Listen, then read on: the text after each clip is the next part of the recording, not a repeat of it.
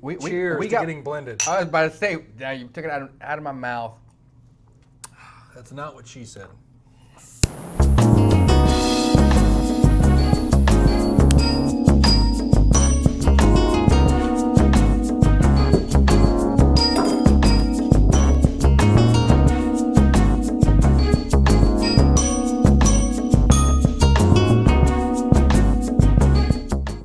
What's up, man? How's it going? It's good. Hey, guess what show we're on? We're on whiskey. Tobacco Fellowship. Dorktastic. Love it. That's perfect. Yeah. So today, we're going to be talking about a lot of interesting things. It's going to be a whiskey-heavy episode, or I should say libation-focused heavy episode. Yeah. Which is completely okay because cigars, as you well know, are based on length, you know, the size, so they take more time. Whereas whiskey, when you drink, you can pretty much choose how fast you drink that. Yep. But today on the show, we are going to be drinking the Bardstown Series 10. That's the Discovery Series. I got that right? Correct. And then we will be smoking something that I have, quote unquote, fallen in love with, which is the H. Upmann, the Banker, the Daytrader, which I love the band. We'll talk about that later. And what are we talking about today? Well, we're talking today about the art of blending. What is blending? Why would you blend? Why wouldn't somebody just use their... Oh, whiskey, not getting blended. Oh, wait, hey, you know, you happen to maybe get blended when you drink whiskey, but no, the blending of whiskey. I've already been drinking. So I feel like this is like a Rick and Morty like thing, like getting blended. Getting blended. There you Wubba lubba go. dub dub. Yeah, See, he right. just has to say it and it comes out of me. That's what she said. That's right. Oh, goodness. Love it. Freaking the best. All right. Well, let's go ahead and get right down to it. Tell us the details of this Bardstown while I cut my stick. All right, I will. So Cigar. this wonderful bottle of Bardstown Company here. It's the Series 10. It's their Discovery Series. It is a blend. That's what we're going to talk about today, of 5 different whiskeys. And then I will proceed to tell you all about those blends. There's 5 of them. There's going to be 3 from Kentucky, 1 Georgia, and 1 Tennessee. Georgia. Georgia. Shout out. 62% of it is Kentucky 9-year-old, which is predominantly corn. Okay. The next one is 18% Kentucky 13-year-old, so you get some more age in there. Yeah. It's also about almost the exact same mash bill, a little bit different, but again, 75% corn. Okay. 10% of that is Georgia whiskey, which I'm curious where that could be from. Right. And then that's a really high corn, 80%, 10% rye, and 5% wheat. Okay. 8% more Kentucky, 6-year-old. That's probably, in my guess, that's probably their own juice. I believe at the time of this release, that was about when their stuff was, so it's probably close to it. That's my guess. Gotcha. Okay. Because their stuff is not yet 9-year-old or 13-year-old, so I'm pretty sure that's their stuff. It's 53% corn, 26% rye, so it's pretty heavy rye. Yeah. Which I'm okay with. And then Tennessee, 10-year-old, 84 corn, Jeez. And you You got ain't joking about blended. Holy mackerel. Yeah, you got a lot in here. So, and then basically, with Bardstown, they are, and here you go, right here. It says the new blend of bourbon making, and that's what even on their bottling, they are very, very proud of their blending skill. They got started. So when you start a new company in whiskey, you can do a couple things. You can either you can source your whiskey. Mm-hmm. Straight up or something like that, or you start your company and you just hold on to it and wait on that money, or the other option is just to make your money off of like vodka, stuff that can be sold right away. Right. So what they ended up choosing was they ended up sourcing a lot of materials, a lot of whiskey from other places, but to help differentiate their brand, they blended a lot of stuff. Okay. And then the next level they did, which was really, really cool, which really kind of, honestly got them on my radar, was the fact that they did a lot of collaborations with, known sources of companies like Goose Island, Kentucky Owl, stuff like that. Where like they partnered up with these people. Where like, okay, with Foursquare Rum. So like I said, there's so many of those collaborations they did that really kind of, again, showed their art, their brilliance of blending. Yeah. That really made this whiskey special. Well, it's the typical tapered rectangular bottle. Nice off-white paper, very good printing. Their typical gray and gold. And then it's got this beautiful Series 10 on it, which is kind of like this wonderful deep red on there. It looks fantastic. And then printed on the back of the bottle is a corn stalk, is what it looks like. Oh, why is that corn there? I'm not sure. Is it something made out of corn? Something. A few things. A few things. But it's beautifully printed on the bottle as opposed to a label. So I'm always prone to believe that if you have a spare Bardstown bottle, they make great infinity bottles because their artwork that's naturally printed on it is subtle. So you can just take the label off and enjoy the bottle. Yes, I agree with you. It's very. I love the shape. I love how, like, you know, on a shelf too. Yeah. If you have a bunch of them, they fit so nice, and you know, there's no wasted space. You know, it looks really pretty. Yeah, and they the funny thing about you saying that was when we visited Bardstown, they were showing us, they had the history lesson of their bottles and how they almost, I wouldn't say go under, but they got a lot of crap from bartenders because their bottles were so disgustingly huge and hard to hold that they were forced to change the shape of their bottle. Yeah, imagine like this really short, squatty, very, very wide, rectangular like a shaped bottle. So, like, you know, their neck was so small and that bartenders would grab it, they couldn't hold it, tip it, you know. So it was really cool to see their first versions of the bottle and what they, you know, of course they have is famous for today. Yeah, because you look at it and when I remember when the bartender told us that, and I looked at that bottle and went, I bet that was annoying, because you could barely get a hand grip around it. You couldn't really stack it near anything. It had to have almost its own space. Like, it just was an inconvenient bottle. Yes. But you go ahead and pour that, and I will talk about the H. Upmann, the banker, the Daytrader. Just to give you a heads up too, this is a fresh crack out there for our listeners, and it is going to be the neck pour, what some people call it. Yeah. So some people like to know that kind of fact, just in case. Factoids. Ooh, my cup's got a nice fingerprint on it from somewhere. I wonder where. Probably not me. Alcohol cleans it all. So the H. Upmann, the banker, and specifically the Daytrader. The Daytrader. The banker series is a wonderful, wonderful series line, and the Daytrader is, in my opinion, an upgrade from it. It's a slightly more increased version. The wrapper's a dark Ecuadorian, which you can see just from it automatically. The binder, a Nicaraguan, which you and I are going to love because it gives that kind of Habano nature straight into it immediately. Yeah. And Dominican and Nicaraguan long filler. And the interesting flavor notes I find, I went through a bunch of websites to try to find what people are saying the tasting notes are. Yes to leather, yes to spice. One of them says pepper. And I went, what do you mean? And then I started smoking it. And you'll get that. Straight off the top, this is a flavorful stick. Strangely enough, one of our locals, Marv, smoked it today and didn't like it. Although he smokes things that would not make his palate enjoy something like this.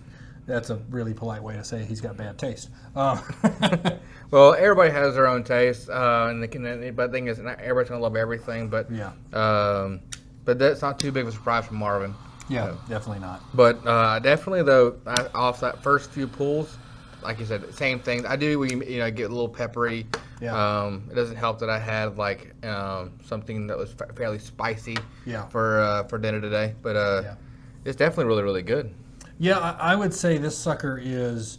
I like Habano, and this guy is like a Maduro Habano.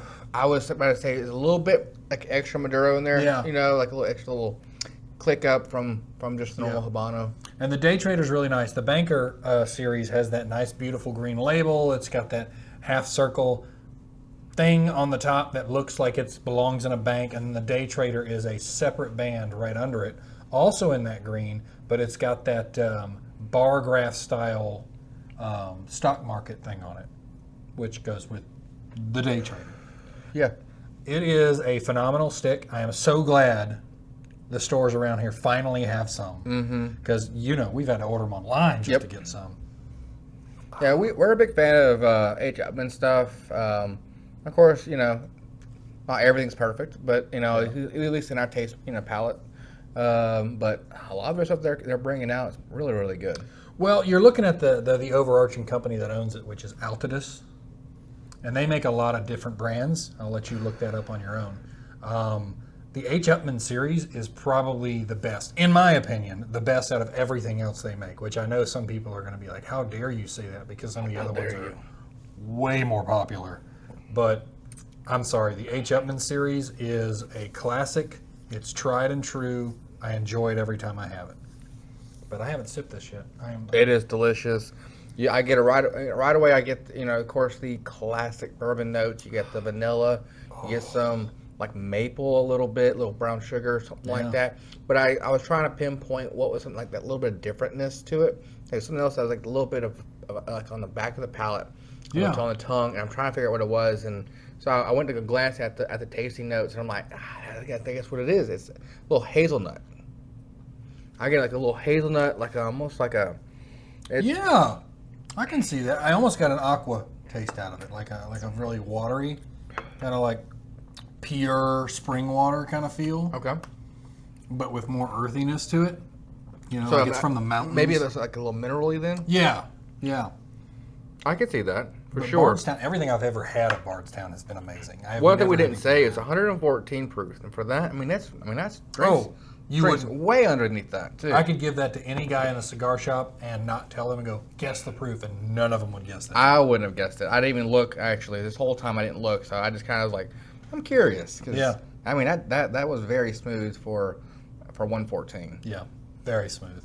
So today's subject is a subject that is tried and true. It is near and dear to Josh's heart, and I have come to understand it a little bit more. But we're going to be talking about blending, since we are drinking something that is blended. I don't know why I said it like that. Hey, I liked it. Yeah. Somebody did out there. Somebody liked it. If you liked it, put a double or a triple B blended in the comments below. Yeah, to today, Junior. Exactly. That's what I was thinking. Exactly. So we're going to be talking about that, and we had a different subject matter in mind, but I think we can make a quick. We can not right now, but as we go along, we can make a reference to that other subject. Yeah, definitely. Because it's the same process. You already did. Yeah, that's true. Infinity bottles. You did. Yeah, you did. So this is, like you said, it is a pretty big topic for me because one of my favorite things is whiskey, and blending is so important to the industry. Just a little bit. Just a little bit. I may know some some whiskey store owners may prove to be and the number one mooch a on the pro, planet. but also a con. Yeah. I don't know. Anyways, the number one mooch on the planet too. I do know the number one mooch. Yeah. He's not here today. He isn't here today. I wonder who that could be. No idea. It's not Eric, by the way, if you were wondering. It's not Eric. It's not Daniel. Oh, it's not him either? No. Okay. Well, if you guys know, you can let us know. Yeah. But the reason why it's so important to the industry and everything of the sort about it is that almost every company uses it to at least some degree. Yeah. So if you imagine your Buffalo Trace, blending essentially let's do this first.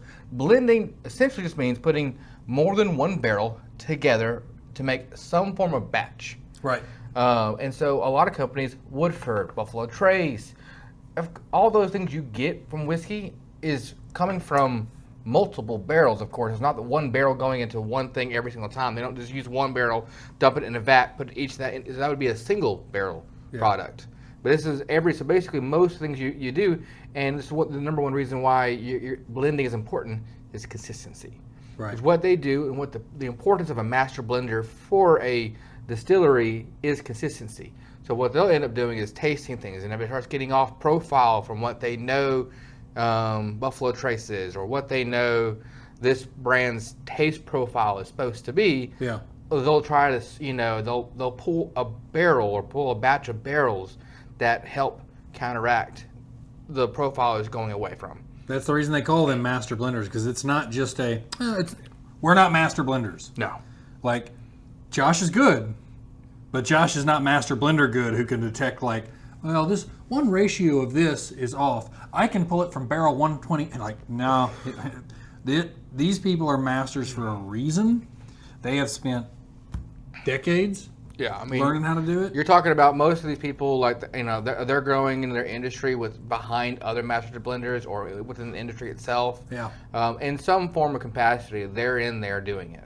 Yeah. Some people come in as a master blender, but somebody who's been tasting whiskey their whole entire life. You know who makes the best master blenders? Who? Women. Women. Yeah, women. I mean, I tell you right now, my wife can pull out notes out of things. She drinks more wine than I do. Than of course whiskey, but she can pull out notes that I'm like, I don't even relatively fathom this note. But and what's crazy is that she'll eat a dish and almost can tell you each ingredient that's in that dish. Wow. And I was like, this is nuts. If you want a quick little, they may have one for whiskey, but I know it was on Amazon Prime, and it was a kind of a documentary called Scotch, and they go through, I forget the libation in general that they use, but they go through how they blend things and they show you the process, and it's incredibly intriguing, and it's similar. You'll understand more of what we're talking about master blenders and why it's not just a simple title. Speaking of Scotch, one of the originators of blending themselves, being called a blended whiskey, is, do you know who? No. Johnny Walker. Oh, okay. So Johnny Walker, so back in the day, and again, this is me paraphrasing a story that I've heard before, I've learned about, but for the most part, in Scotland, they were having a huge issue with, what was what. People would make a whiskey completely different, and people would say it's this, people would say it was this, and it was basically having a ton of confusion across the board. Right. So Johnny Walker came together and started making blended whiskeys from different distilleries, and then bringing it together, or I think his own distillery, anyways. But he's the one who kind of originated the blended whiskey. So that's why you get Johnny Walker blended whiskey. Nice. And also talking about Scotch, if you so even a company, or a bottle that says single malt, it is also could be, by the way, it doesn't have to be, but usually it is going to be also a blended whiskey. Yeah. Because a single doesn't mean like one type of grain malt. It doesn't mean one, barrel. It just means that it came from one distillery. So again, that same distillery is still blending their stuff to make sure that profile probably fits. So, getting away from consistency was the next reason why, you would think. So for me, it's innovation. It's limited edition stuff. It's stuff that's going to be different from it's kind of like this right here, or the collaboration series that Bardstown does. So so what they'll do is that they'll collaborate and make a blend out of someone else's products or some kind of barrels. So like for instance, Bardstown did a Foursquare collaboration with Foursquare Rum. I remember that. Yeah. So what they ended up doing was that to differentiate, to innovate their product, they took some of their barrels, put their whiskey into those barrels, and let them age for a little bit longer. Yeah. And then so they blended, after they aged for an appropriate amount of time, they then came back and blended it back together with other things.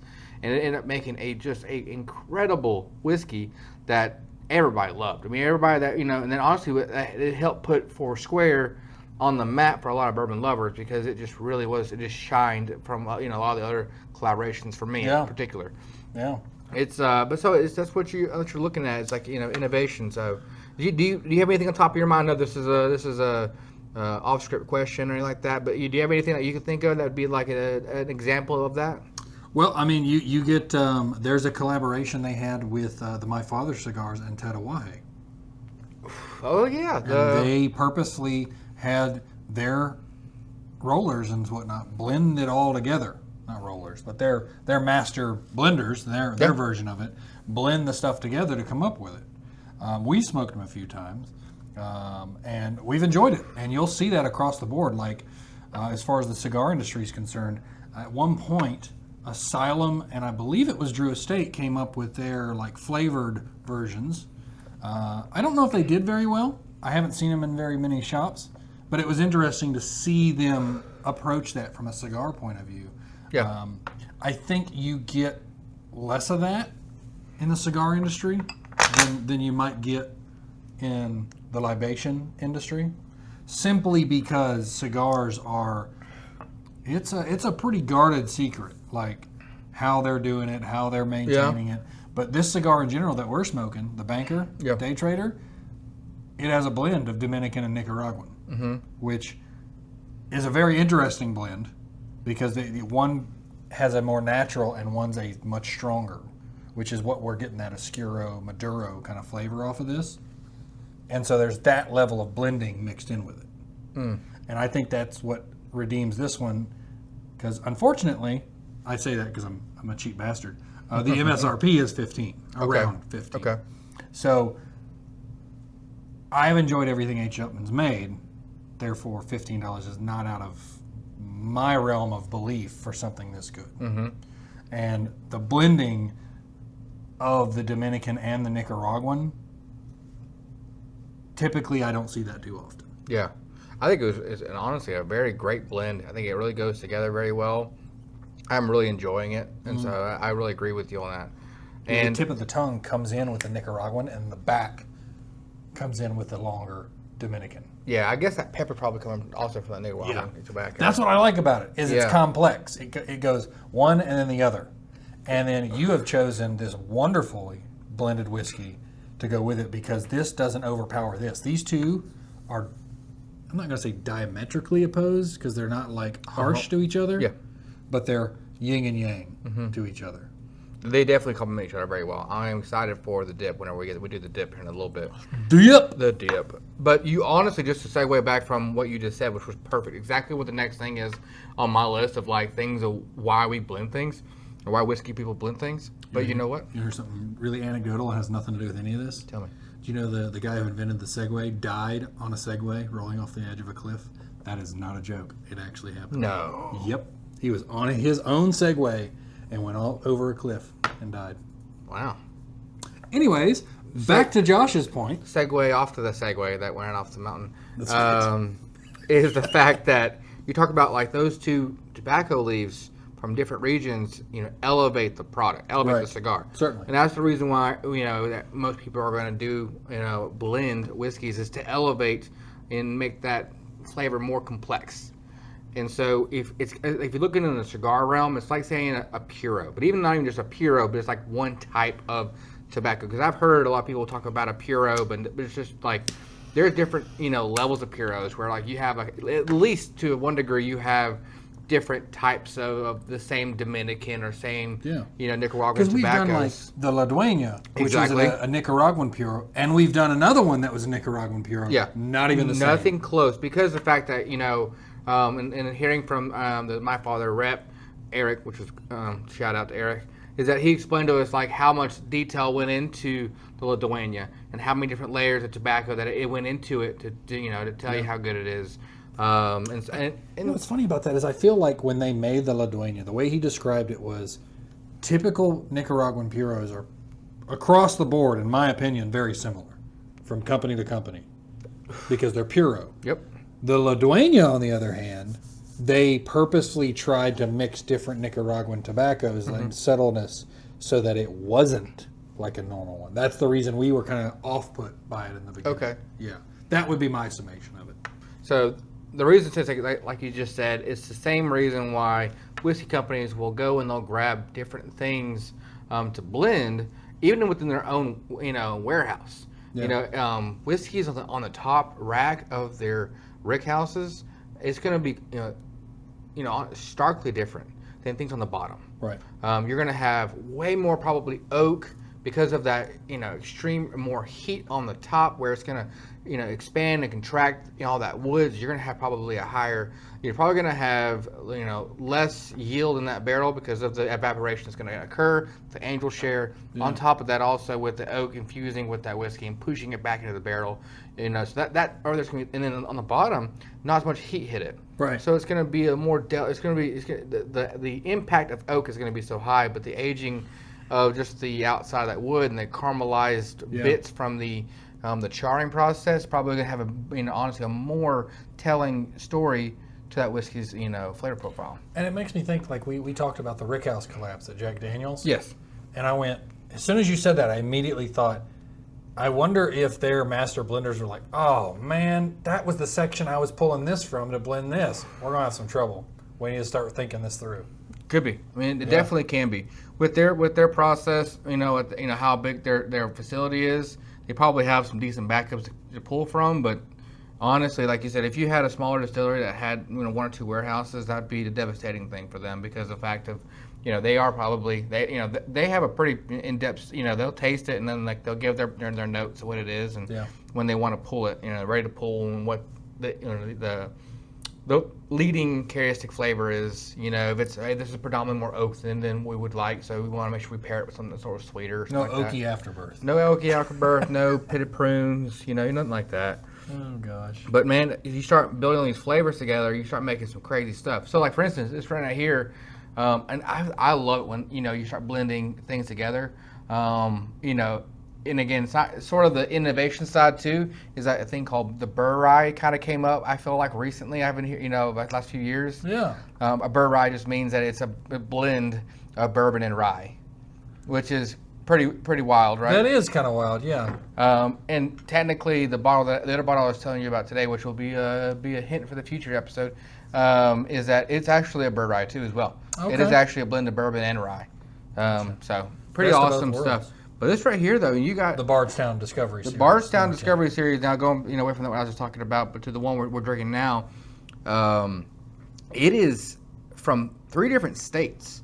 So you're talking about different terroirs you're dealing with, which again, terroir is going to be the impact of the environment around itself. Giving the characteristics to the whiskey itself. Yeah.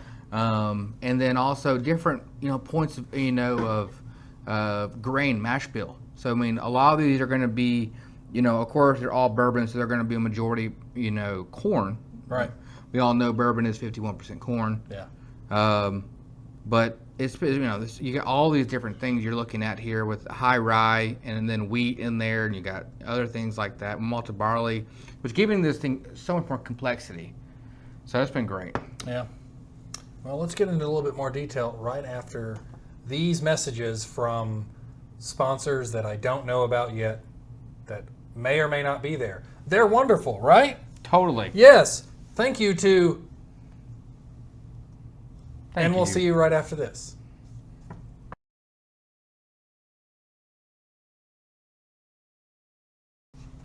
Okay, so welcome back and thank you to... That's like a quick way to insert something if it ever pops up. Thank you. Yeah. Thank you. This has been wonderful. I really like the fact that on the bottle it says a new blend of bourbon makers, and it really literally goes down each and every single one of them.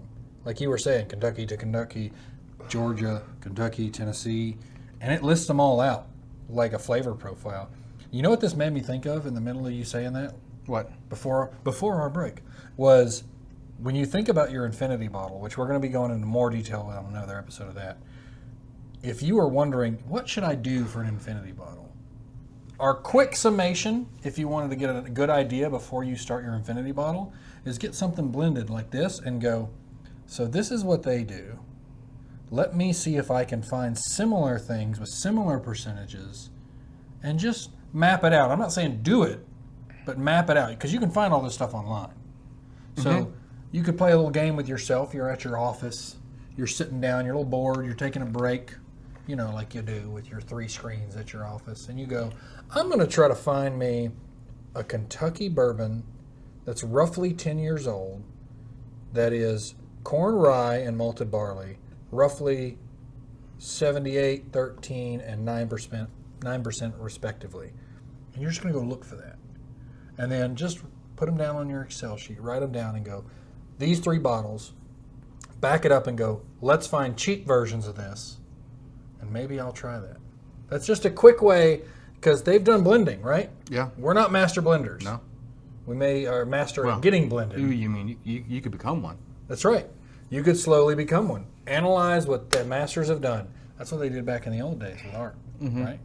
You couldn't make your own art. You had to copy master artists. Yeah. And if you could copy this guy's artwork, that is your masterpiece. Then you can go on and make your own. I had a very similar product. Actually, tell me. So it was really cool. It's from Compass Box. And again, Compass Box, I really couldn't, and I shouldn't, go into blending and not mention Compass Box. because they are one of the best blenders of Scotch on the planet. I mean, they're incredible at what they do, but because they are so just honestly like the innovators of blending on that industry and that side is that they know it, and so what they ended up doing for one of their projects, which was so cool, was that they said you can buy bottle A and B. It comes in a kit. Basically, it comes in a 2-bottle set, and it comes with a vial in the middle. Wait, what? What? So no, I'm not trying to act. I literally am baffled. Repeat yourself. So it's a box from Compass Box, which is already very, very, very. Honestly, I've never seen it other than their artwork is phenomenal. It's beautiful, and it's literally called. I think it's called like A Point B Point, and it is 2 bottles in a box. Okay. It comes with a measuring flask, and it comes with like a bottle to put it in, and so in the back it tells you how you can blend this whiskey like they do. And so, and then they say, hey, listen, so these A is all of these flavor components. And B is all of these flavor components. I'm slack-jawed right now. It is unreal and it's fun. It's all get out. It's a gift idea if anybody wants to send it to the show. We'd like to do. Compass Box, you are welcome to, and we'll do it. We'll do the blending right there. Hey, we will. We're right here. Maybe somebody you can talk to about that, if you know what I mean. All right. No, that sounds amazing. That's exactly what... That is perfect. Like, yes. We were just talking Infinity Bottle. You want to start an Infinity Bottle and you are unclear of how to do it before you watch our Infinity Bottle episode, unless you're watching this post-Infinity Bottle episode, et cetera, et cetera, et cetera.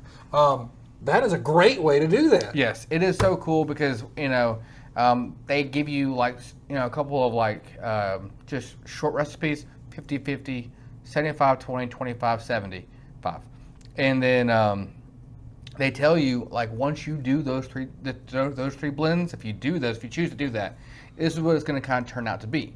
Yeah. So it kind of helps you guide you where you would possibly want to go, but it also tells you do what you want to do. Yeah. Throw in there, do 33-66, something like that, or go crazy. Grab another bottle of Compass Box and put it in there. I'm astonished. It's just a really, really cool product. As soon as I saw it, I had to have it. It was. If you would like to see us go through what they recommend right on camera, and for the listening audience, we'll describe it for you, but go over it in detail right here on the table, watch us blend it, and try it, and notice the difference, drop a comment down below, because I am enthralled. I didn't know this was a thing, Josh. Yes, it is, like I said, super, super cool. I gotta go look up the box. I can just picture this beautiful setup, all this gear in it. Oh gosh. Yeah, honestly, like the bottle is cute, but having the flask, the pouring flask, the measuring flask, whatever you want to call it, I forget what it's called in chemistry. Yeah. But they even give you one of those, and I'm like, that's just hilarious. It tells you how many milliliters. Yeah. Because they're from Europe and they do things by. Because you're gonna keep that in your libation set. Oh yeah, so you're going to reuse that in some capacity. I think I still have it. You think you? Oh. I have the bottle for sure, of course, but I can't remember if I want one of these sets. Stat. That is the coolest thing I've heard in a while. I didn't want to say it because I know what I'm going to get if I say it. It was in Paris, so. Really? It was in yes. Yeah. Can you get it here? I don't think so. I think it was. No. So I didn't want to break your heart on camera. But it was. Done. The episode's I'm over. almost positive it was a Mason Dew whiskey collaboration they did with them, just them. I'm literally going to take this episode. I'm going to, on YouTube you can share and you can put the timestamp of exactly where. And I'm going to take this and I'm going to send it directly to Compass Box. I'm going to repost it on all of our social medias and tag them in all of it and tell them, please don't let this be 100% true. Because we want it here. Because that's disappointing. I have had my heart broken too many times lately. And you have just icing on the death cake right Camacho there. Candelas. Camacho Candelas! Yes, I know. I'm so sorry. I didn't want to tell you, but I was like, I got to go ahead and break the news to you. But but I did bring one back for us. So yes. I did, and I've been meaning to. I'm glad I threw it out there just now for everybody to know that we will definitely pull it together. We'll figure out, because I would like to. So again, blending itself is an art, Yeah. and then blending takes time for everything kind of melt together. It's kind of like your spaghetti the next day later. It just tastes that much better. Yeah. The lasagna. Pizza the second day. Yeah, exactly. Yep. Same thing with whiskey. Once you put it in there, you gotta let it sit for a minute. It's not gonna want to. It's like some of our wine episodes. Yeah. Where we had a bottle. It was a rosé. We poured it right out of the neck. I was like, it's okay. Left it to sit there 2 hours before the show started. Completely different. All of us agreed that was the better one, and it was the cheaper one. Well, so it's like that's a opening up, like it airing out, and then Yeah. you guys like a little different, oxidizing with that. But the whiskey though is like, so what I would love to do is either get a vote from our Discord or a vote from the team here on Whiskey Tobacco Fellowship on which profile they choose to do, and then we can figure out, and then or maybe I just do it and then have you guys guess which I did. I think that's a better method. I'll be honest with you. Right? Possibly. Yeah, because we're world famous. The WTF is world famous. Yep. Everybody says WTF all the time. I know. When you hear somebody say that, or you see it typed, they're literally talking about us. We are the originators of WTF. Right. That phrase. Yep. It originally stood for, Mm-hmm. or does stand for, the Whiskey Tobacco Fellowship, and people are like, man, that also sounds like what the fuck. I don't know why. I have no idea why they did. That slang that new youth coming in, it's probably their fault. I agree. It's a zibbity zobbity. But I think it's about time for a dip, a little plunge of the tip. All right, here we go, everybody. So what we do, it is a tradition, and we do it in rebellion. Yes, we do. To people who say that we shouldn't do this. So we are going to try this, and I can see from his face already that it was amazing. He's already done it. That's the best plunge I've ever had. That's the best. That's the best that's one. a high bar because we did that Ardbeg, which was good.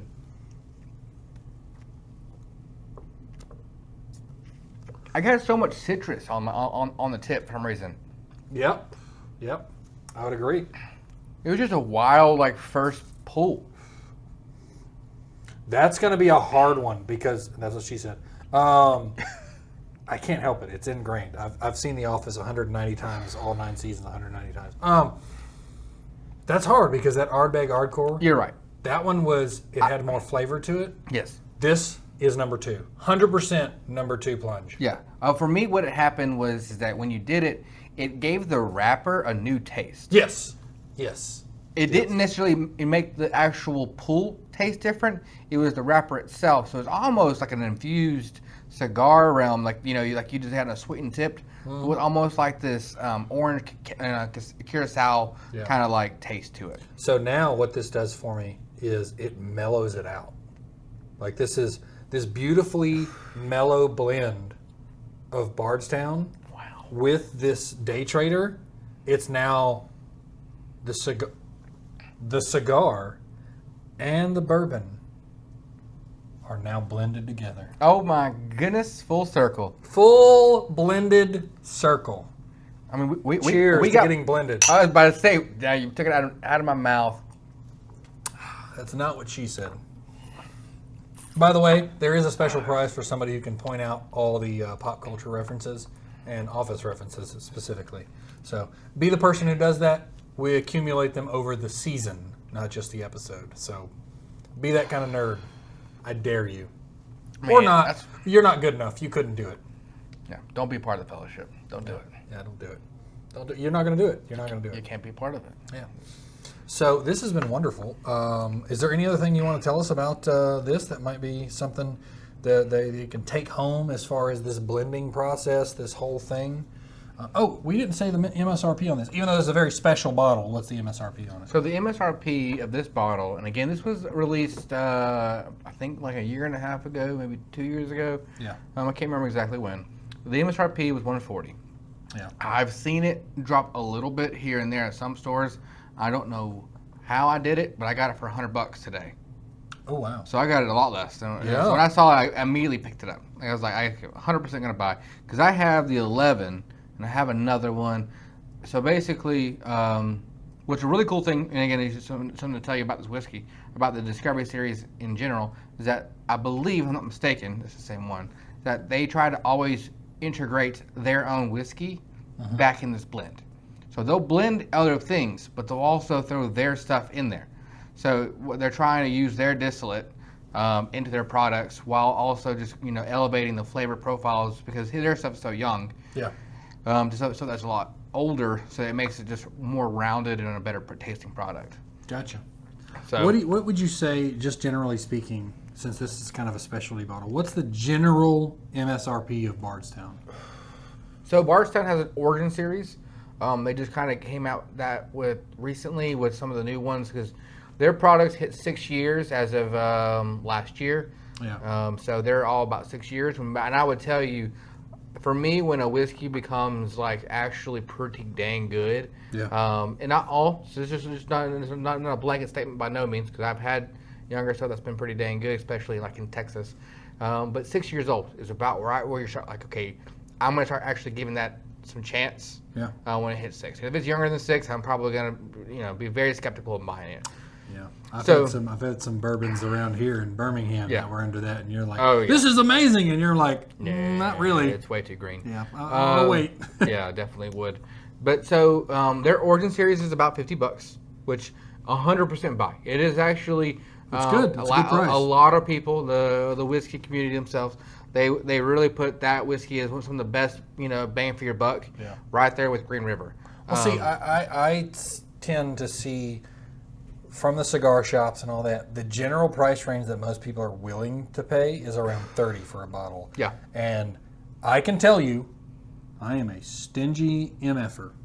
Yeah. Mm-hmm. Yep. You gotten better. I have gotten better. Why? Because of me. Because I've been hanging out with you guys, yes. I have gotten better, but $30 is about the price point for the drinks or the bottles they bring into the shop. Yeah.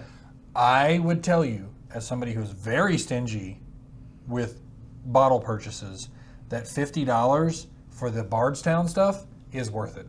Their flavor, I was so impressed by them that I can't not tell you I would love to have like 8 bottles of this stuff on a regular. $50 is a wonderful price for this whiskey, and you will, if you go buy your normal $30 whiskey, like I think Sextant is about $30. Yeah. 35. You go put that down, and then you put a bottle of Bardstown down. This, the classic? Origin, right next to it, and do a taste test next to it. You'll be like, that is definitely a $50 bottle. Yes. Compared to that. 100%. 100%. It really, honestly, so I would say, to totally, say you're perfectly right with that. I would say that 15 realm is where, of course, your bottom shelf typically, sits at. Yeah. There's a huge jump from 15 to 35. The $35 range. There's a huge jump there. You mean you don't flavor. like 100 Pipers?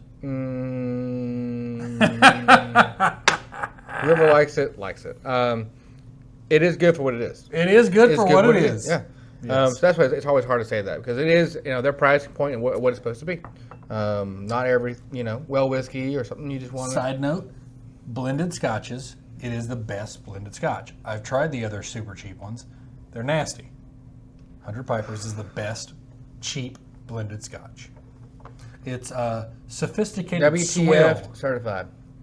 Sophisticated swill, as our old friend Jason would say. I like that. I Yes. do. I like that a lot, actually. New phrase, I call it. New band name, I call it. So 35 from 50 is your next jump of like flavor profile, where It really again is. it bumps up, and I feel like you're getting at this point you're getting your money's worth as you jump up to all these price points. I think the next bump is like 80. You're right. It's 100%. It's right there at 80. And that's where you start getting questionable. You want to see some really good age statements, like this one here does. You really want to see a really good either blending of things that are very interesting, or a very high, just taste or proof, something like of that nature. When you start going past that to $100 and above, it's when everybody should get skeptical. Doesn't matter who it comes from. Yes. Get skeptical. It has to be a treat, basically. Yep. You have to treat yourself once in a while and get you something. And I would 100% say, You have to treat yourself. treat yourself. But I would 100% recommend any of the discoveries, especially the 10 and up from this point forward. Yeah. I cannot wait for the 12 to come out. but because they do such an amazing job. Their collaboration series goes up even higher though. Theirs like around 175, I think. With Bardstown though, it fits in the same. In my head, it fits in the same category as like Angel's Envy. Like whatever price they're charging is exactly correct because they're all amazing. In my opinion, I really like. But I don't think you haven't had their most expensive product. That's true. I have not. I haven't had their most expensive product. Everything beyond the cast strength, Angel's Envy Ride, I totally agree with you. Totally agree with you. I think they're all that they're selling is very good stuff. It's no birthday bourbon. It's some good stuff too. Yes. But no, that's I do have that bottle, so I would love to come and try it on camera for you guys. Which one? The Angel's Envy barrel strength. Okay. But it's like 200. That's heavy. That's hard. If you ever get a chance to visit the Angel Envy distillery there in Kentucky, highly recommend it. You can get a bottle engraved. I got one for my father. I believe I got one for my brother. For Eric? No. My actual father. I think I got one for my brother because I think I got 3, didn't I? Yeah. And then I got one for our local Marvin because he was. I told the guys I have to stop and do this. They have been such great supporters. My dad, my brother, Marvin had to do it. Oh yeah. And having it engraved on the bottle. It's a beautiful. Speaking of beautiful distilleries to tour and have a good time at, Bardstown. Yes. Oh, Bardstown is amazing. It looks like, and I am not exaggerating, the distillery of the future. Yes, like I said, it's if you've been to all of them, you go into that one, you're like, wow, this is a different vibe, a different feel. It doesn't look traditional. It looks super modern, and it looks good. But exactly, modern, but like it's still kind of holding on to the tradition of everything. But I would redo their little gift shop area. It's probably too modern for my taste, but especially if you can get a chance to even go into their legacy room or whatever they called it. I forgot what they call it, but it's like it is a huge room, like probably like 20 feet by 35 feet, something like that, and it is covered from floor to ceiling of ancient bourbon and ancient whiskey from all the way back from Prohibition. And they actually have some of them even have the prescription labels on the bottles. Wow. And what's really cool about it is that when you go to the bar there, they have a whole menu of everything in that room that you can drink. Nice. It's worth the trip. Trust me. So good. We've done it. I've done it once with the guys. They've done it twice. And plan your trip. Go to the Kentucky Bourbon Festival.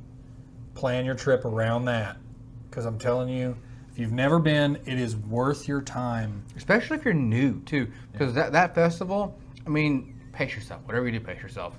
Don't drink everything. Yes. But what happens is like people who haven't had as much bourbon as maybe like me and Garth have had, just kind of like you was. You can try so many things without having to spend, $50 or $80 or $100 on these bottles, and you actually get to try them out first and see what you love and don't love. Yep. Which that's the hard part about whiskey, is that a bottle, like you said, it's an investment for a period of time. Because yes. I mean, you can this is about 18 shots. It's meant to be drank. It's not meant to sit on your shelf for 20 years. Yeah, but the thing is, if you got it and you took one drink, you hated it, that sucks. Because then you're like, okay, if I had one cigar, that's just one cigar. That's $15. It sucks. It's not 140. Right. So go into those festivals. So go in that festival. Totally, do that.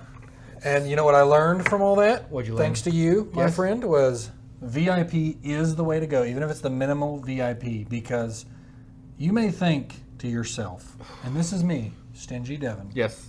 thinking, just buy the normal ticket, you get to show up. The VIP tickets, I'm saying for everything is worth the extra money, because to touch on, because we're part of Arcfire Studios, the gaming realm, time is money. And if you want to cut out a little bit of time and enjoy it more, pay to win a little bit with a VIP pass. Get you in there an hour early at the Bourbon Festival. let you try a bunch of stuff. They had a food bar or a finger food bar kind of thing. Yep. It is worth it. You get a little bit of extra stuff for it. Now, if you're local to that area, maybe not. But we weren't. Because if you're local, you had the blessing of the opportunity to be in Kentucky and be in the area. You probably have tasted this stuff. We had to get an Airbnb. It was a big vacation. Yeah. So I mean, totally. Yeah. VIP is worth it for anything you do. Trust me when I can tell you, if you ever are on the fence, this is a PSA. I know, right? Devin, I know. It's like it's probably, totally from you. I was super skeptical about any kind of VIP stuff. I'm like, that's too yuppie, that's too much money, that's too much this.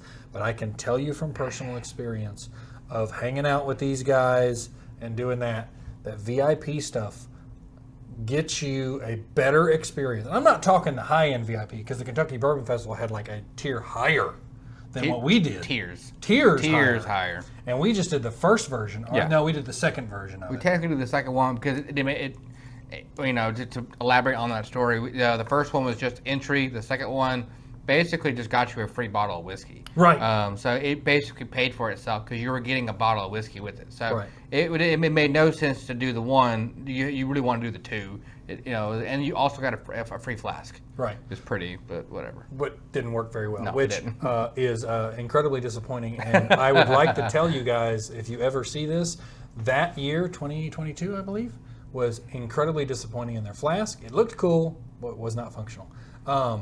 That's not to say they won't fix that in the future. But VIP stuff in general is worth your time. I can't say that so much for the gaming industry because some of that's just digital nonsense, so it doesn't matter. No. But when you're talking events, races, golf things. You said it perfectly. It's time is money, and you will save yourself a lot of time and honestly, you get yourself more opportunity, especially if you're a big whiskey guy or you're if you're going to this event, any of it you go to, you're going to be a big fan of whatever you're going to.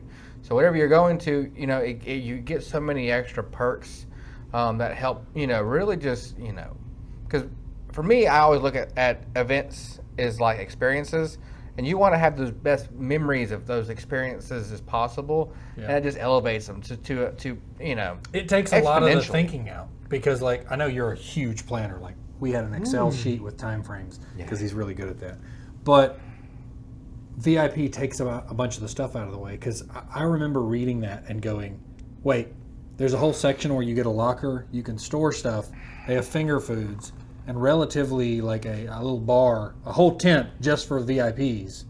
And I went, that's a quality of life increase, to use a gaming term. That is a quality of life increase. Yes, and then what it also gave us was an hour beforehand.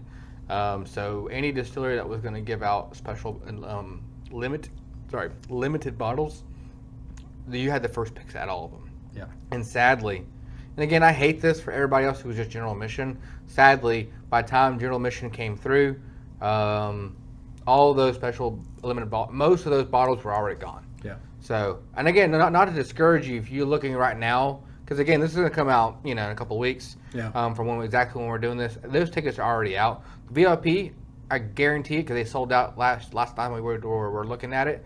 They sold out in minutes. Yeah, we barely managed to. So if you can't get VIP, still go. Still, go do the experience. 100%. But yeah, if you can make sure you get there for the drop and you get yourself some tickets, I would 100% recommend it. So that was our little PSA. PSA. We have enjoyed today this H. Upmann, the Banker, Daytrader. We have enjoyed the Bardstown Discovery Series number 10.